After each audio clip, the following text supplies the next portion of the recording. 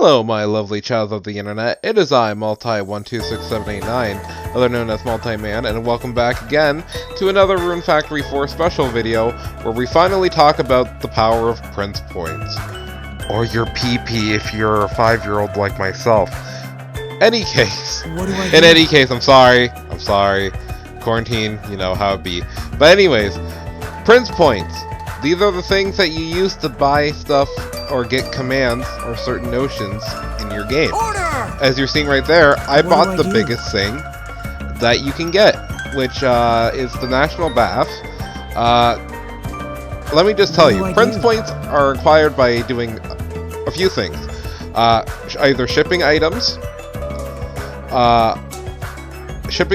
doing requests, and killing monsters. These are the three main ways that you can grind for Prince Points.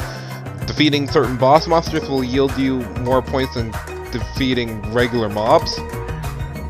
But again, it's also dependent on your level comparative to all mobs. But basically what your Prince Points give you is different bonuses and perks to continue your gameplay style, which allows you to enjoy it even more.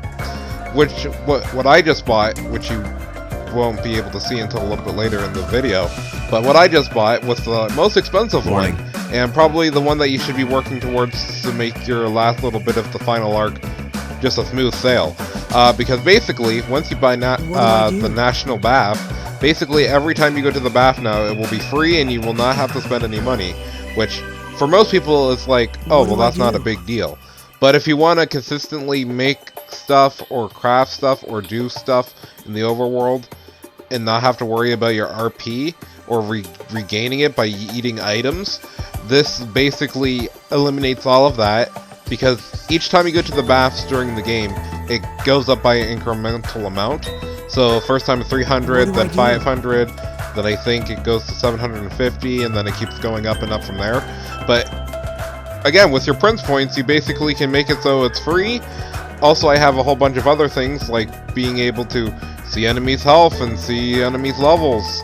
Also get Swimsuit Day, which is also really great. Definitely pre-ordered the game so I could get that DLC.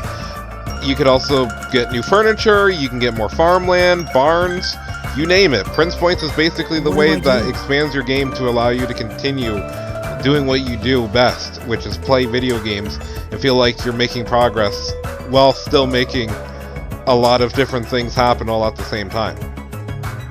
Note that I don't have a lot of these upgrades because, again, I saved my way all the way to these the National Bath, because I haven't personally made that one before, or made it all the way to the point in the game where I got that one before. And lo and behold, now that I have that, I am actually ecstatic, because I'm like, that makes it so much easier to manage a lot of things and not having to worry about not having enough stuff on hand to manage your RP, because you can always just, do that and not have to worry now. And speaking of which, if you tag along some of your animal friends that are doing farm work and you don't want to just keep feeding them items, because sometimes that just takes up a lot more time to have to manage all of those items to give to your monsters every day. Now you have that luxury. Do you need more monsters to take care of more of your fields? Use your Prince Points that you get from killing monsters, selling stuff, and also doing minute requests, so I can continue being able to have all kinds of crops and stuff being done, and an endless amount of resources just made. Oh, heck yeah, man. But that being said, that's why Prince Points are so important in this game, and that you'll be getting a whole bunch in the beginning.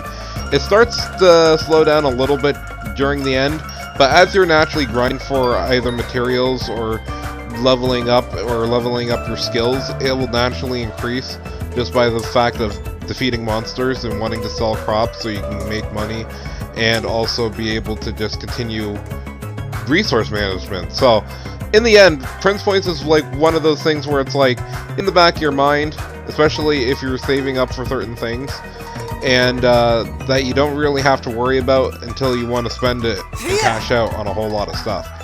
Like for me, Prince Points has basically been spent on the best thing possible, even though I had to wait a while to get it, and now I can probably buy a whole bunch of other things that are probably going to be easy to just achieve, because I already have a system in place to be able to do a lot of this without having to think very hard.